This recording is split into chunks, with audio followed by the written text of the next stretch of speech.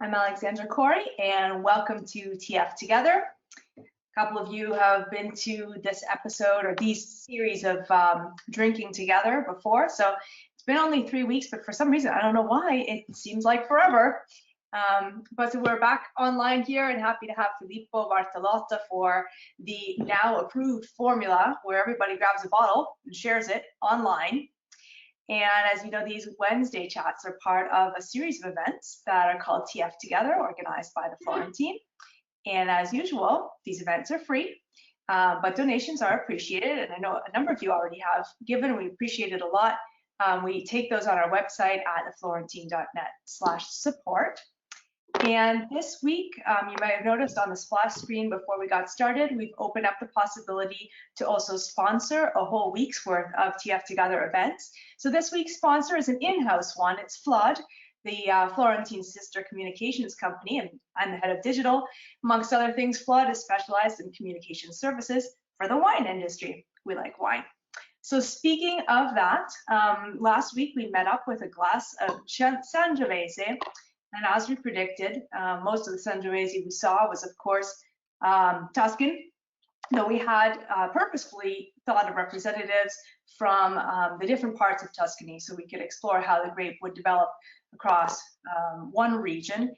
And then today we thought we would open it up to all of Italy. And so we've asked you to bring along your bottle of Italian white wine.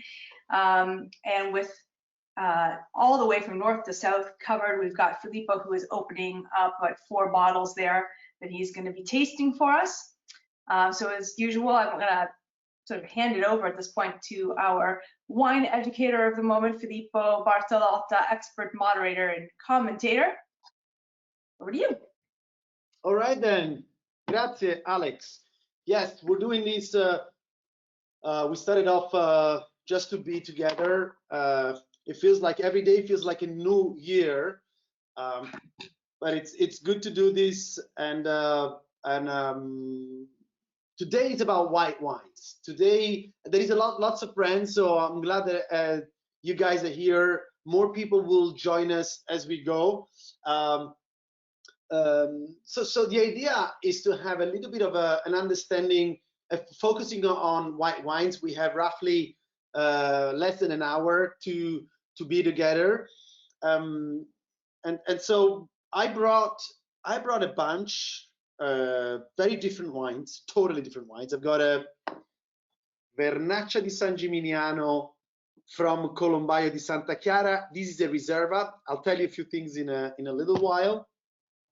And on the other, I've got of course, a Sauvignon Blanc. This is from Cantina La Vis, beautiful cooperative in Trentino. And then we have Chardonnay from Monteverro, stunning property on the coastal area of Tuscany. There is also Matt, I can see there, the winemaker, very cool dude, very laid back, very knowledgeable, who's gonna tell us a little bit more about the winery. And then I've got the Pinot Grigio from Alois Lageder, Alto Adige. So Porer, I'll tell you more about it in a wee bit. And then I've got some crazy white wine. This is Agusa, which is like a vintage Marsala from 2001. Pretty bonkers product. I'm becoming super fond of these kind of extreme wines with a fantastic story behind, and these are wines that deserve way more attention, and unfortunately they don't get it, starting from the bottom, because sometimes Marsala didn't even register almost the appellation. As you some of the American friends know that in America, Marsala is known for the chicken Marsala, right? Or something like that, which is really bad for the appellation. We'll be tasting a wine from Florio, which is one of the fathers of Marsalas. What about white wines? I know there is most of you seem to be like white wine geezers. I'm looking at the list here. So some of the stuff that I say could be a little bit of on the ABC level, but I think that's our role today. So white wines in the world, most people tend to drink the Chardonnay Sauvignon Blanc. To be honest, still today, the majority of the market is led by varietal wines. It was only like in year 2000. I still remember when my first year in London, the varietal wines for me were a novelty, like talking about, Shiraz, Cab Sauv, Merlot, and people were selling wines by the varietal. Well, I was that little young som at the time from Italy, and for me, wine was Barolo, Barbaresco, Vernaccia di San Gimignano, Chianti, Chianti Classico, Taurasi, all stuff that doesn't say what the variety is, right? So I think it's very important to start from this perspective, because it would allow us to understand a wee bit more about what is the contribution of the variety in the wine style versus, shall we say, soil composition, latitude, altitude, or the winemaker's hands, right? So despite it was year 2000, I remember Australia was about to kick off with their new marketing plan for wine. 25 years long-term plan. Their goal was to conquer the UK market, to become #1 export region in the world in the UK in 25 years.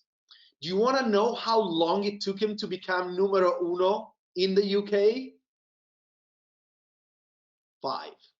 In 5 years' time, Australia dominates the UK market. Everybody's taken aback. Why?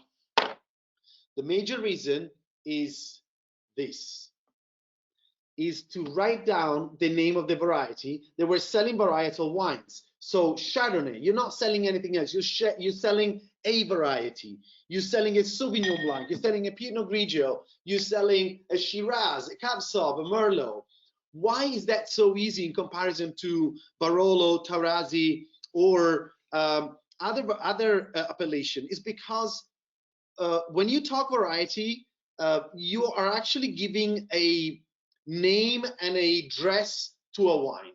So to go down to the nitty-gritty, we could simplify like this. Sauvignon Blanc tends to be the grape variety that is known for the green and grassy, right? Green and grassy is the two words that you want to put next to a Sauvignon Blanc in general terms. Also acidity, crispiness, zesty, verticality if you want, and Chardonnay on the other end is considered to be like the complementary variety. So creamier, riper fruit, more tropical character, usually more buttery, because the Chardonnay back in the 20 years ago, they tended to be way creamier and more buttery than they are today. Actually, with Monteverro, I'll touch base on that one because we had a very incredible experience when I was visiting the winery. So these are the two, I would say, are the two columns of white varieties in the world: Chardonnay and Sauvignon Blanc.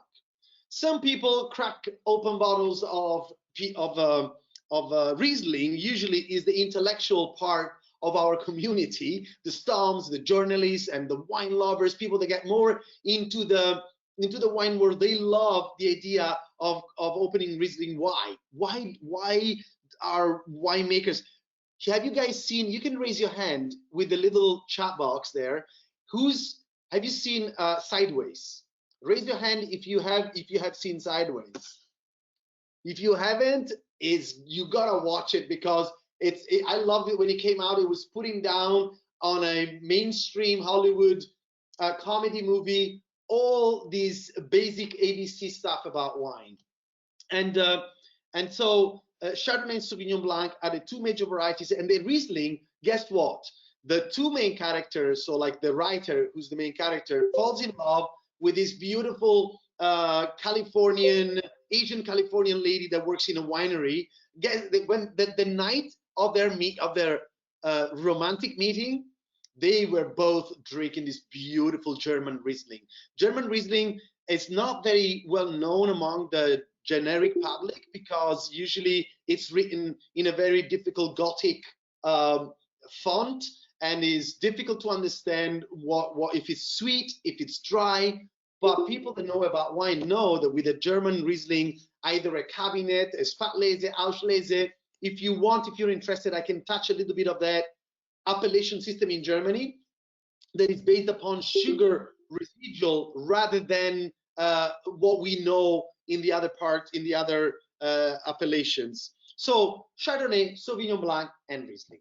Pinot Grigio is a bit of an unfortunate, has got this double-edged sword situation. Pinot Grigio in Alsace is a noble variety. So in Alsace, Pinot Grigio is considered to be like as noble as Riesling or other important varieties like Chardonnay.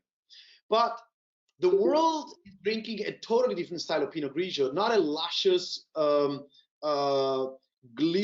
packed with glycerol and a little bit of residual sugar Pinot Gris from Alsace, but rather a super white, transparent, unoffensive, neutral swimming pool juice, like something that you drink when it's hot. You go in the pool, you just want to crack open a bottle of white and you don't want to overthink it. But the world also can produce some beautiful Pinot Grigio that are not neutral or unoffensive at all. As a matter of fact, the most sold wine in the UK still is Pinot Grigio. But Italians don't drink that much Pinot Grigio, maybe. If you go to America, Americans will give their input. So we have these totally different varieties, and then we have Grillo for the Marsala. Nobody knows about Grillo. Grillo is for me, Grillo is the Renaissance variety after Phylloxera. So when Phylloxera, like the bug that in 1850 destroyed virtually every vineyard in the world, arriving from America to Bordeaux, these little bugs started to go everywhere, and mainly in the roots of the vines. And what happened was that all the vines died. Today, if you want, whatever you want to plant anywhere you are in the world, you need an American rootstock where you're going to be grafting your variety. Grillo, it's a cross between Cataratto and Zibibbo. So it's something that was invented by the Sicilian right after the arrival of the Phylloxera. So it's a little bit of a renaissance for the winemaking philosophy over in Sicily and in Italy. What else can I say? I can say about the white wines, the white varieties. Italy, that Italy has got at least 400 indigenous varieties, maybe more closer to 600. For some people, there is thousands, but what is in use is roughly anything between 400 and 600 varieties. So today, we're just touching a couple of international so-called variety, like the Sauvignon Blanc and the Chardonnay, and also I brought in a couple of 3 indigenous Italian varieties. Look, most of you know me, and I've been tasting professionally for 20 years now. Until like 10, 12 years ago, people didn't care that much about indigenous varieties. That's something like right now is the cool thing to talk about. Like even like everybody wants to talk about the indigenous varieties. But the truth is, people are talking about indigenous varieties because we went through the international varietals. Because of the standardization of winemaking, Italians started to, and also the consumers in New York, San Francisco, London, they started to be keener in understanding something that was going to be different from Chardonnay and Sauvignon Blanc.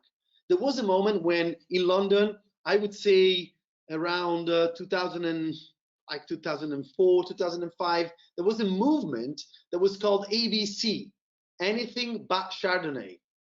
And one of the funniest things that when I was still working in London as a somm was I had a lot of ladies coming to my tasting table at Vinopolis, the wine museum, and they were like, I don't like Chardonnay, but I like Chablis. So that's the other thing. Sometimes the world of wine, no, very often, to be honest, let's be honest, the world of wine can be like this, right? So if people say that Chardonnay is shit, then it's gonna be shit. And instead, Chablis has got a name and a reputation that then you say people end up saying, oh, I don't like Chardonnay, but I like Chablis. And Chablis is 100% Chardonnay. Maybe it's one of the greatest interpretation ever the world has seen about Chardonnay. So this is to put you in the picture of all these, to put in the picture of how very often we are constrained with brands and trends. So now I think still it's a little bit like that. Maybe Matt later on can tell us more, but there is a little bit of a snobbish attitude towards the international varieties now, at least here in Italy. If you open a bottle of Chardonnay, people will go like, oh, you opening Chardonnay. If you know Sauvignon Blanc, they're just worried that it's going to be like a cheap and nasty Sauvignon Blanc. But to be honest, I think it's more to do with a word that I think most of you know. If you don't, write down and we'll touch base on whatever I say there. If I'm going too fast or my English is too funny. But terroir is the word. What I'm trying to say is, whether you cultivate Chardonnay, Sauvignon Blanc, Pinot Grigio, Vernaccia, or whatever you want, ultimately the soil composition, the latitude, the altitude, and the philosophy of the winemaker will make a difference. So if I were to ask Matt at Monteverro, if there is other winemakers that came through, I can invite them along too.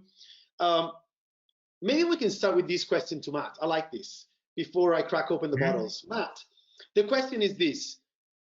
Of course, the grape variety gives the DNA, is the DNA of the style of the wine. So in other words, if I plant Chardonnay back to back next to a Sauvignon Blanc in the same soil, and I hand them over to the same winemaker, you will see two totally different wines. It's like if you have a jasmine and a rose next to each other. Però, Matt, the question for you is this. How much does the site, let's talk about site and climate, or climat, as the French say, how much character would that add up to the wine in comparison to the grape variety? Actually, that's a very interesting question, because at Monteverro, we have the answer about your question. Because we are making wine for 11 years, 11 vintages at Monteverro. And I can tell you that if you are tasting 2008 Monteverro Chardonnay, talking about Chardonnay, 2008 Monteverro Chardonnay and 2013 or 16 Monteverro Chardonnay, they are frankly different wines. Why? It's because in 2008, the winery Monteverro was just created.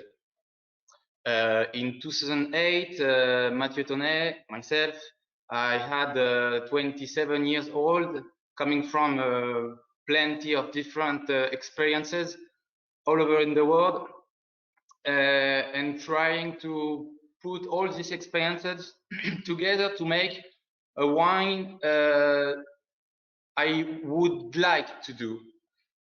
And then slowly, by the time we are making one vintage after another, we try to match what we want to do with what we can do.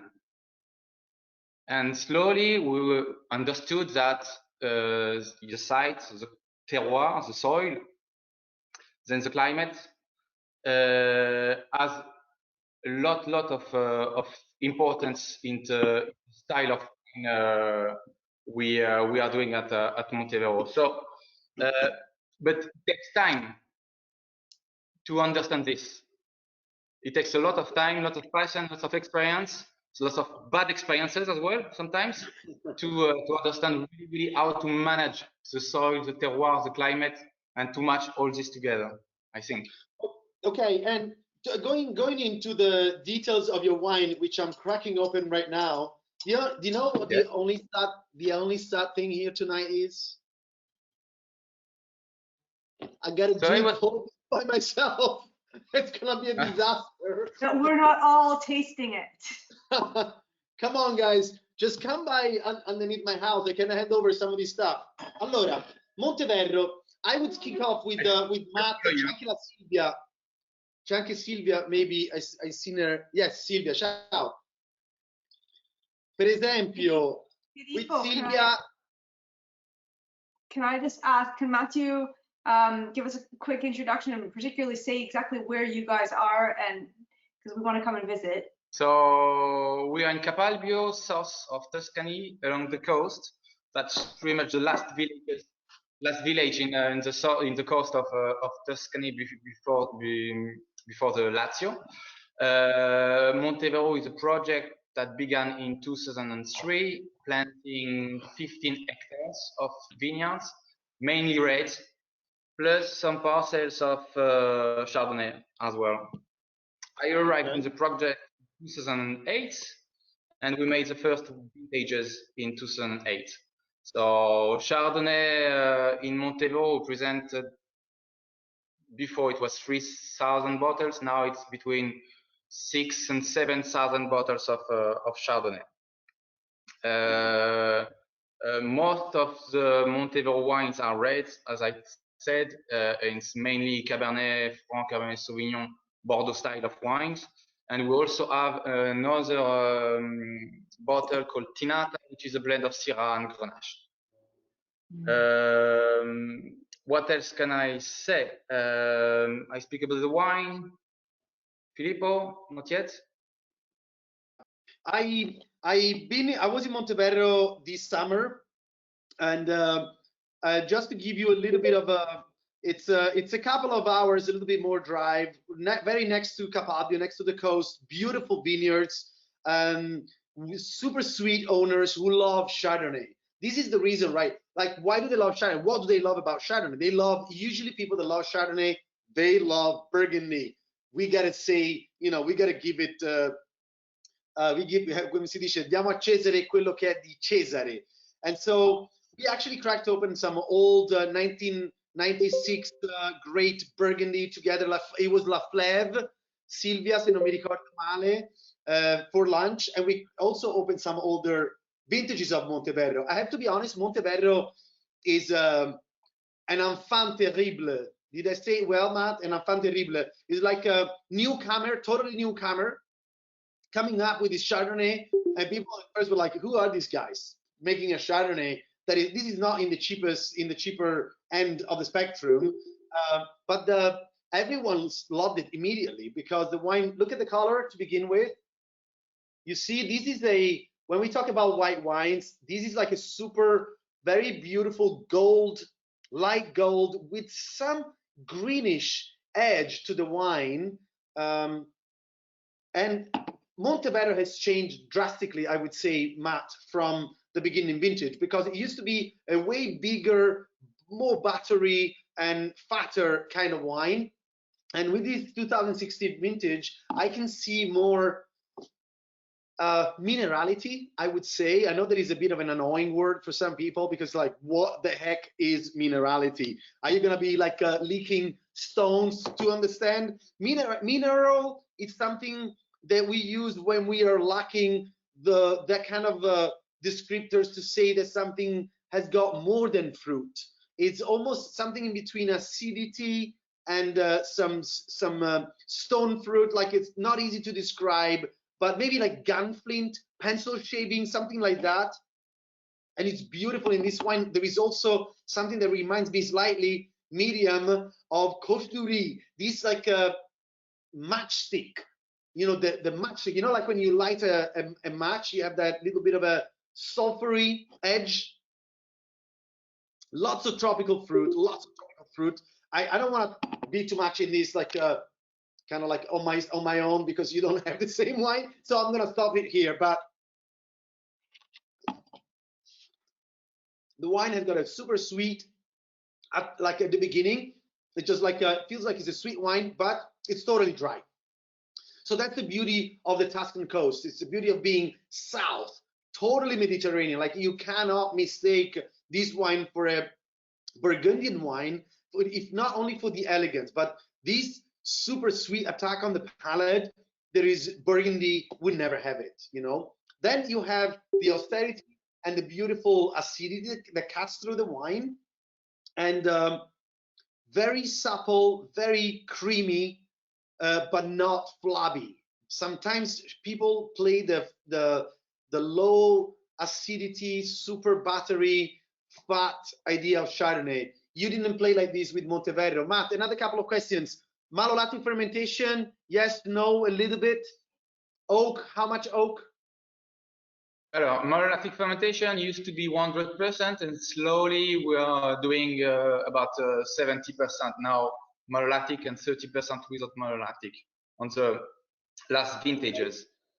Oak for the 2016 vintage, for example, it was about I would say 10 to 15 maximum % of new oak, but you have to understand that 50% was in oak and 50% was in a concrete tank.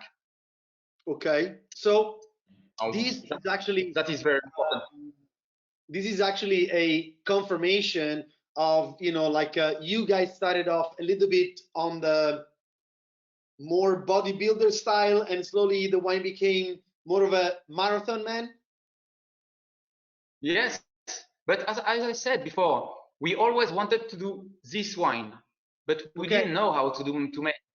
And it's not like okay, I want to make Burgundy wine, so I use all the techniques they are using in Burgundy, and we'll do it in Tuscany. It's not working like this, unfortunately.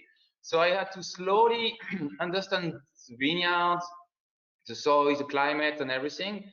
How to manage then in the winery to not have this excess of sweetness and flabby style of wines that we didn't want actually, and we are only one times per year to make another try.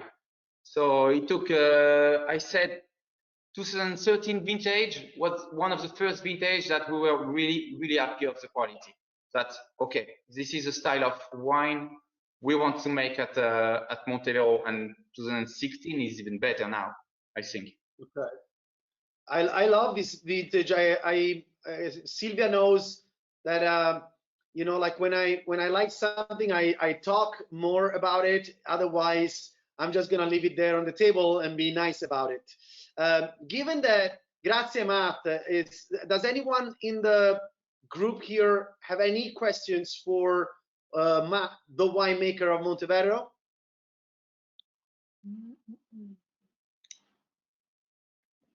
Is anyone else drinking a Chardonnay? True, good point. No, so the Chardonnay's on the camera, but if you're not on camera and you are drinking Chardonnay, you could comment in the chat.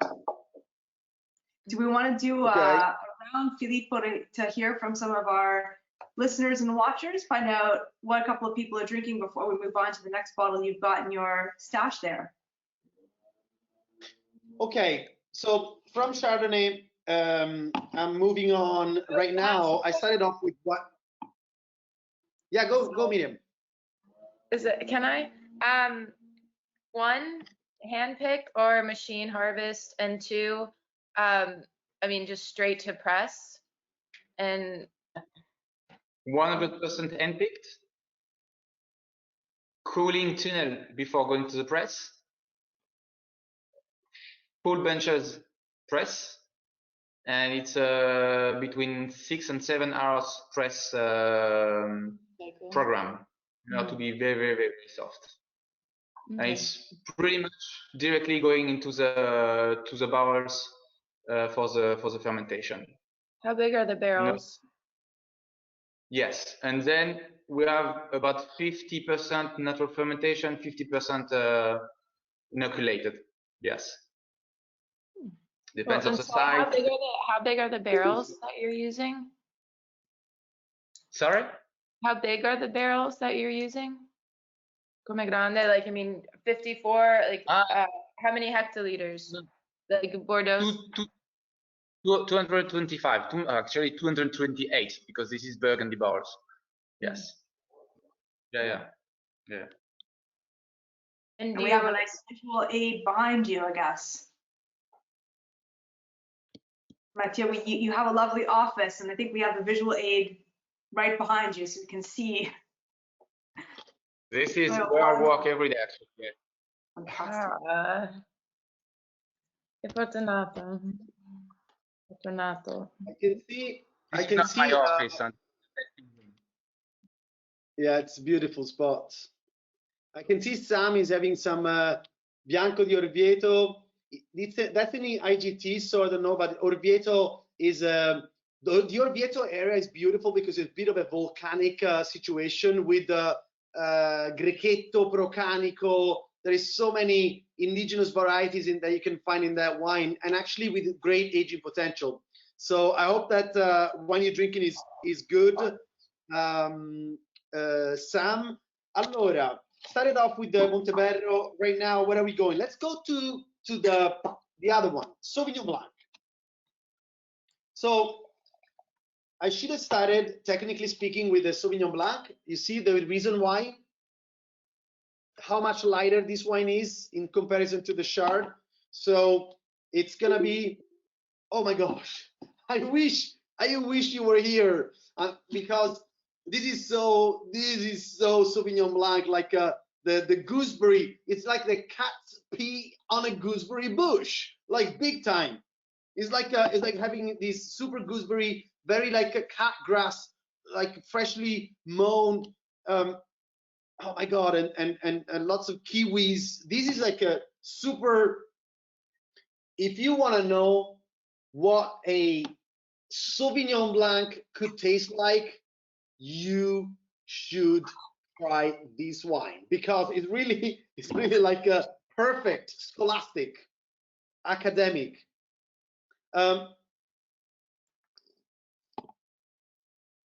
So the main difference is going to be the nose. Sauvignon Blanc is an aromatic variety. So when you vinify Sauvignon Blanc, for sure you'll be getting this super aromatic nose. On the palate, you see how I'm struggling to keep talking? That's because I'm salivating a lot. There's a lot of acidity, way more than the Chardonnay. Like right now, the feeling that I have in my mind that is easy to convey is lemon juice. It's like if I squeeze lemons to go in my tea, but instead I just put it in a glass and drinking it. Even the aftermath of this tasting is just like this, just lemonade. Like although this wine comes from Trentino, it feels like it's a Sicilian freshly pressed lemonade. So this is how different these wines can be, like in terms of variety. One factor we're giving for granted, yeah, of course, Silvia, you have to grab a bottle. We're giving for granted that people know all about this is agony. Sorry, I'm reading some of the comments. Man, I'm in agony as well because what the fuck am I doing with this wine? Sorry, I said a bad word. What am I gonna be doing with these bottles by myself? You know what we can do, Alex? We should create a kind of a. I can leave the bottles at the bottom of my apartment in Via della Fornace at the end of this tasting, and people can just come by and pick it, right? So we don't waste it. So in the U.S., I don't know if it's possible in Italy. In the U.S., other online wine sessions similar to this. They would publish the wine, and then they would arrange for a wine. They would partner with a wine shop to deliver the wine, so that everybody actually has the same wine while they're doing the session. Just in case you don't already know. Yeah, well, no, Media, good point. It's always good to talk about what's happening. Yesterday, I had a panel with 300 people in the USA, like SOMs, talking about best practices in these difficult moments. Tomorrow, I'll be leading a tasting, and we organize the delivery of the wines for the journalists, and we'll be talking about the same wines more or less. So that's going to be a little bit easier. Next time with Alex, we'll try, and Helen, we'll try to do some wine delivery business going on. It's funny, the first wine I was meant to begin, it was the Vernaccia di San Gimignano. Why? Usually when you taste wine, you want to start from the lightest to the strongest, from the least aromatic to the more aromatic, from the least oak handle to the heavier oak handle, from the non-malolactic to the malolactic fermentation. Because when you do the malo, the wine becomes more buttery and creamier. This Vernaccia di San Gimignano, people in Florence are not very keen about Vernaccia, because they think, let's be honest, a lot of Vernaccias out there have been produced only for the tourists in the Manhattan of Tuscany. So a lot of souvenir wines. So gotta be honest about that. Lots of cheap and nasty stuff has been produced in San Gimignano.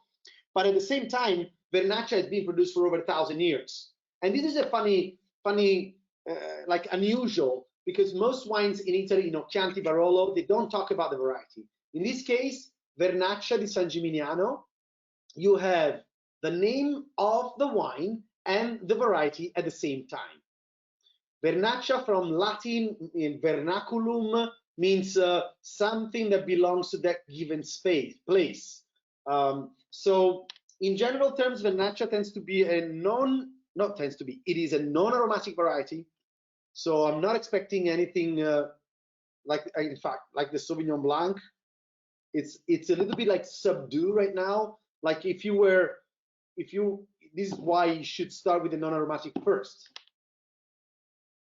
So here, what I love about this wine is this, let me think about it. It's like I don't know if you ever had at the end of a Japanese meal, the green tea ice cream.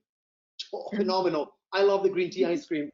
And this is this like distilled green tea ice cream coming through the nose, but also once again, there is a little bit of that gunflinty that I was getting in the Chardonnay, and slightly like chamomile flowers, and a little bit of pear, like ripe pears.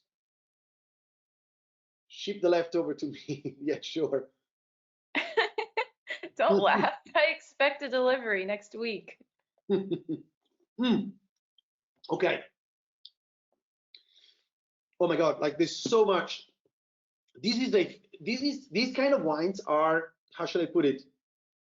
False simple.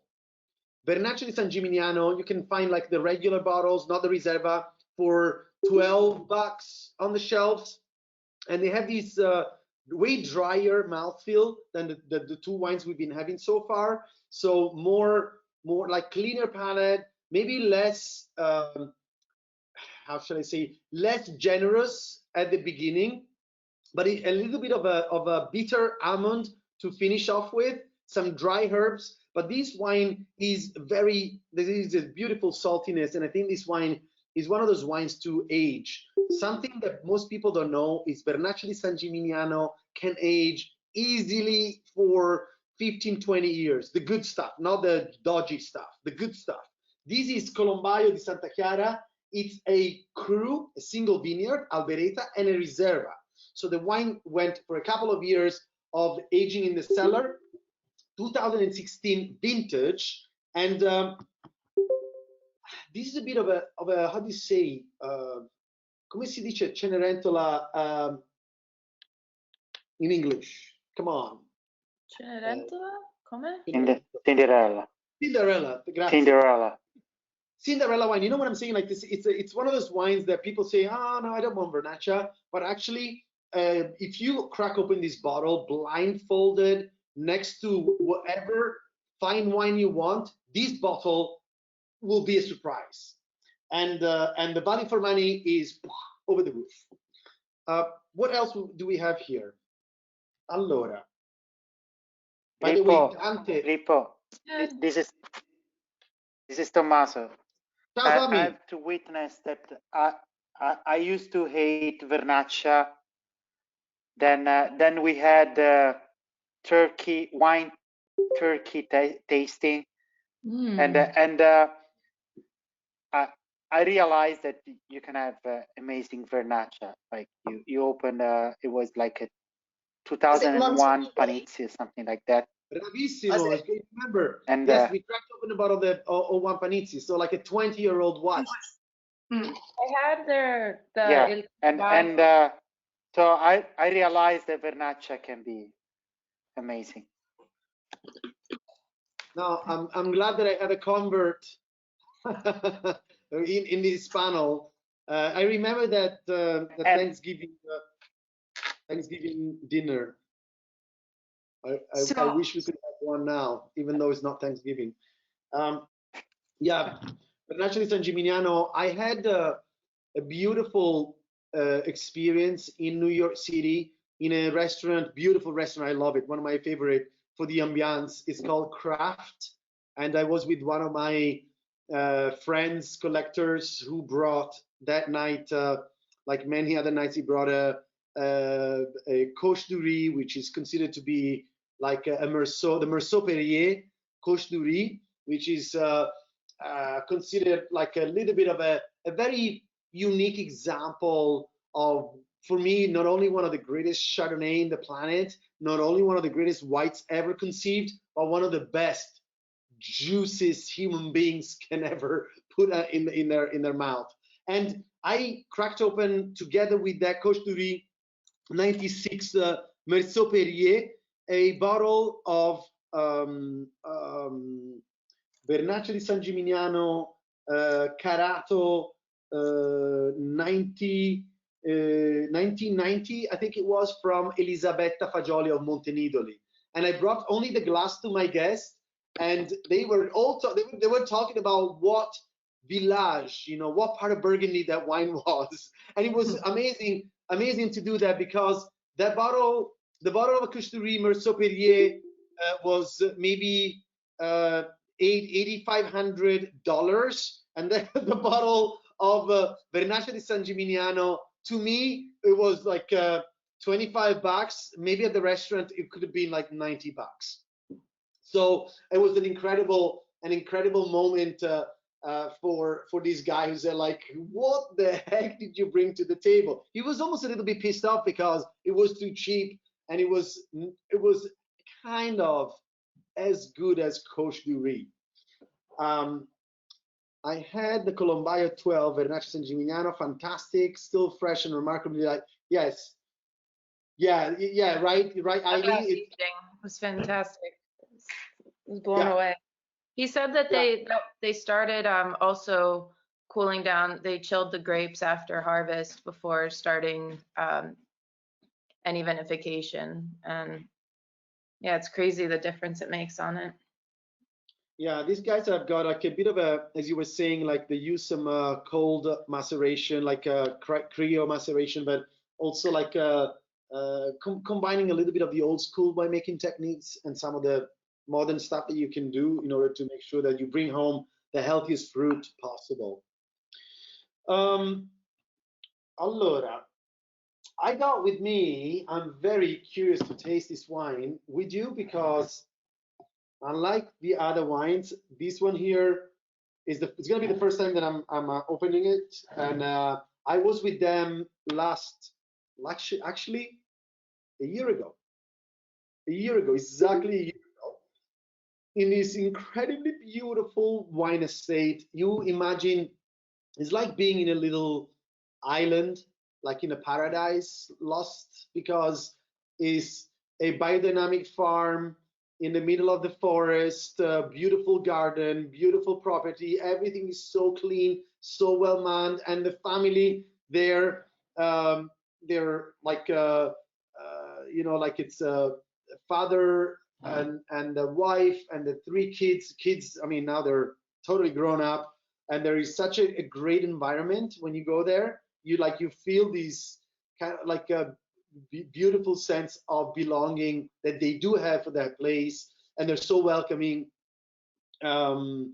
So when I was there, I was tasting a lot of different samples from different kind of Pinot Grigio, from the low plains to all the way up to 900 meters above the sea level, right on the super quartz kind of rocks. And now they just shipped, they sent over some wine together. There was this and also 3 samples, because they want to see how we feel about blending our own Pinot Grigio. Let's go check it out. The color is. So Filippo, we're drinking the Alois Legator Pinot Grigio, and which one? Because they make more than one. There we go, Porer 2018. So we're up in Magret. Yeah. Yeah. You got that? Yeah, we actually visited recently as well, and I think I have a few bottles of that back there. Really like them.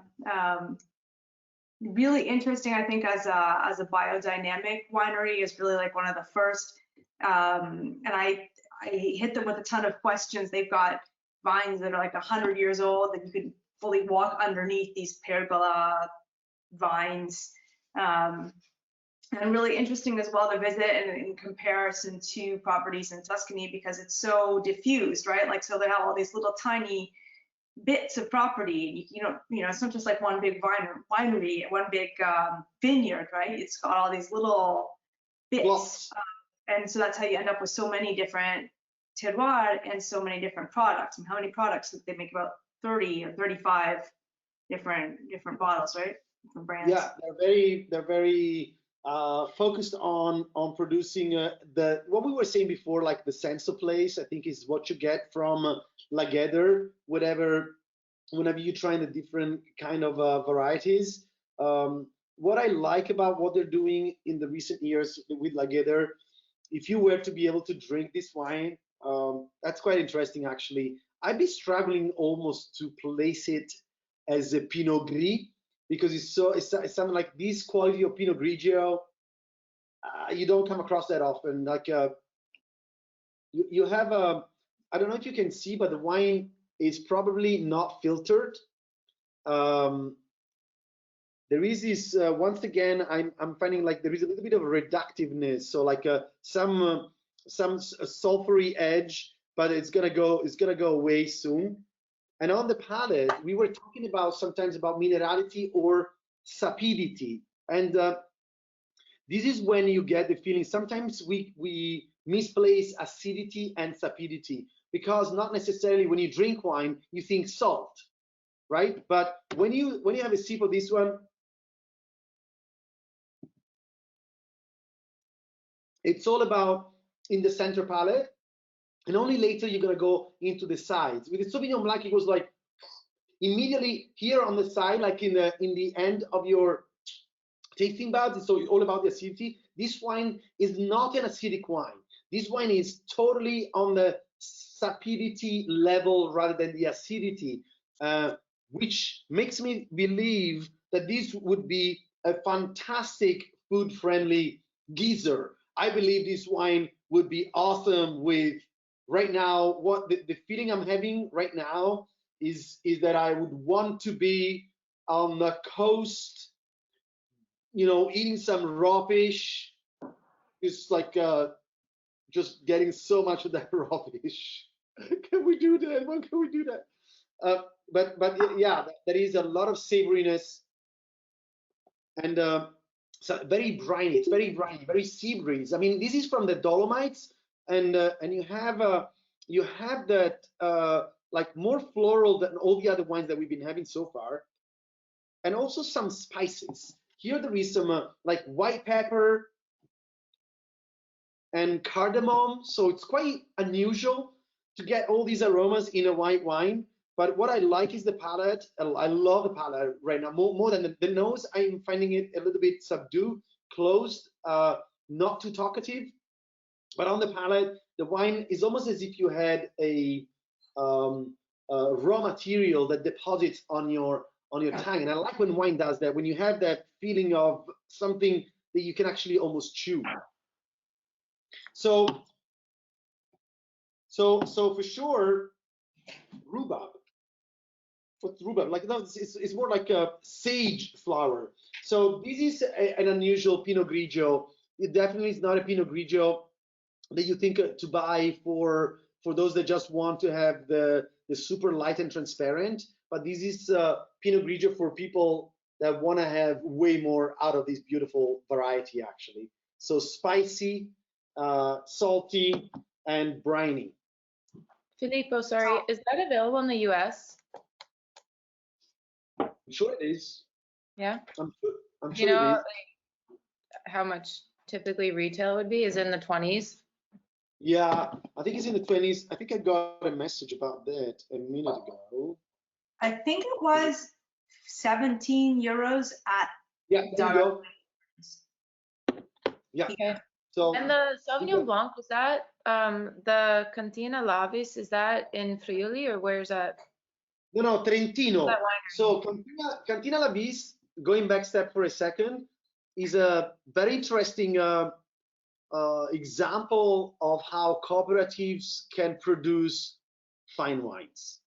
This is not their top of the range wine, but it doesn't matter. Like, what these guys are doing is phenomenal. This is we're talking about 700 hectares, 700 winemakers. So there is 700 people with 700 different plots. Do you know what I'm talking about? Like, it's crazy.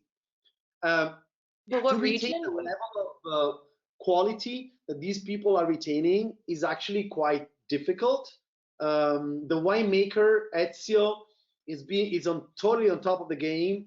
They have these standards and procedures for all the vigneron, what they have to do, what they don't have to do in the vineyards, and they are achieving an incredible level of quality that is quite gobsmacking, actually, thinking that is a massive winery.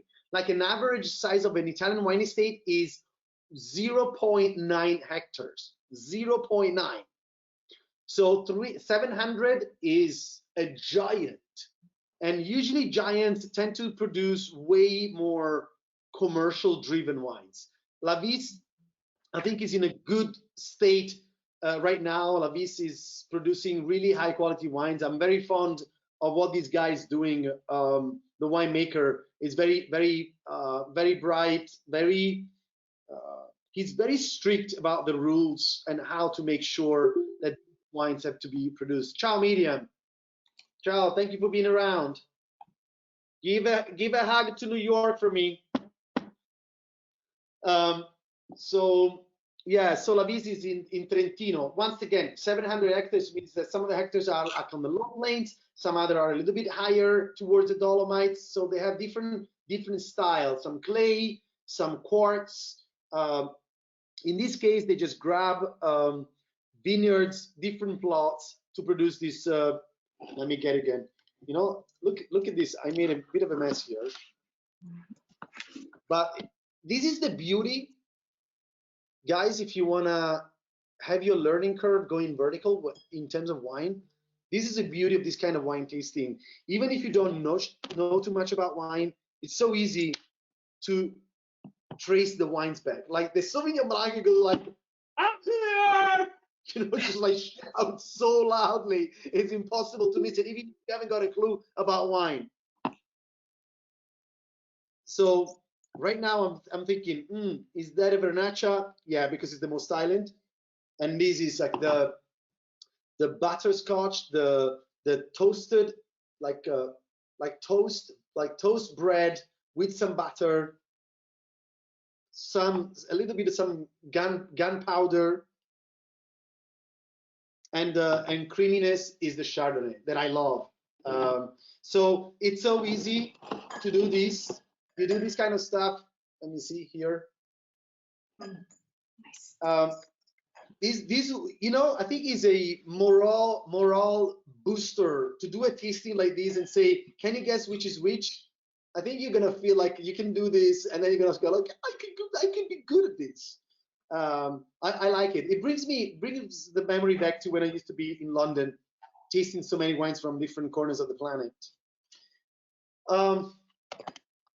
Filippo, we are pretty much out of time, and we haven't gotten sort of below Tuscany. So we were going to talk also about Sicilian wine today with Tasca dal Marita. Okay, Tasca. We didn't get to talk to everybody else. I wanted to still, try to see what everybody else is tasting. I think Helen rightly says part 2 next week. I just wanted to say like a shout out. Giovanni, who's sitting next to Helen there, brought me this, and it would have been lovely. So Pinot Grigio, and I think pretty close to the Legator. And this too, I mean, I love the similar observations that it's not what I would normally expect from a Pinot Grigio. It's not at all simple. It's wonderful. It's just like it sort of shouts almonds at you. What is Alan? Hold on, you wrote it up here. So Podium Verdicchio Castelli di Esi. So down one. Beautiful. Verdicchio is another noble variety. It's beautiful. Super strong aging potential. I feel like I'm stealing its youth, Filippo. It's so acidic. You know, it's beautifully rich, but it's incredibly acidic still. And I feel like I'm a robber. I should have left it, but we have another bottle, so I'll leave that for another 5 years. So Elena said she came unprepared, didn't have wine on her. So I think that we need to make the appointment for next week. I might even say Southern Italian wines or wine from Lazio downwards. What do you think? Let's call it. Let's ask for a poll. I think we could do, given that we haven't done Sicily, maybe we could do something about like Grillo, Caricante, Catarato, that kind of stuff, and then we move up to Fiano, Greco, and some Fiano like on the maybe Murgia, like Puglia, and then on the way up we can come up with some the Verdicchio, the Trebbiano. Where is Silvia? Maybe she's still around. We had a beautiful bottle of Valentini Trebbiano d'Abruzzo, and yeah, let's why not? Let's do Southern. Let's go south. So Elena would love to all order the same wine. Maybe we could we'll publish very shortly, I would say, a sort of a suggested list maybe of grapes. It's going to be hard for all of us to get our hands on the very same wine in the short period, and considering we can't really go out and get it. But there are a lot of wine delivery options. Now I know in this group we're not all from Florence. Tannico delivers Italy-wide, and on our website there's an article, maybe Helen, if you could add the link there, to the article that I recently published on the Florentine about how to get wine delivered within Florence, and there's a couple of those that deliver beyond, but we in Florence and Tuscany also have wine livery, which like you can snap your fingers in like 2 or 3 hours you've got a bottle of wine. So and I know certainly in New York you can get pretty much anything you want within 2 hours.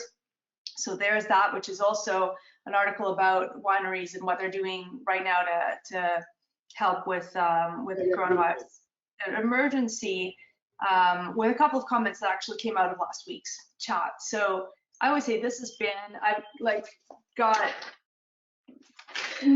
all these pages of notes.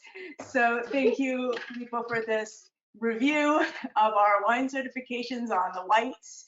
That was helpful. It's something I think it's great. Next time we can get together all together in person, we need to do exactly that. You know, take those grapes and taste them and challenge ourselves to recognize them, because as you said, they're also very recognizable. Yeah. Thanks everyone for coming. Thank you for organizing. Grazie Matt, grazie Matt per i tuoi interventi, grazie Ailey, so nice to see everyone guys, thank you for being around, grazie the Florentine, Ellen I love you, Alex. Ciao, alla prossima.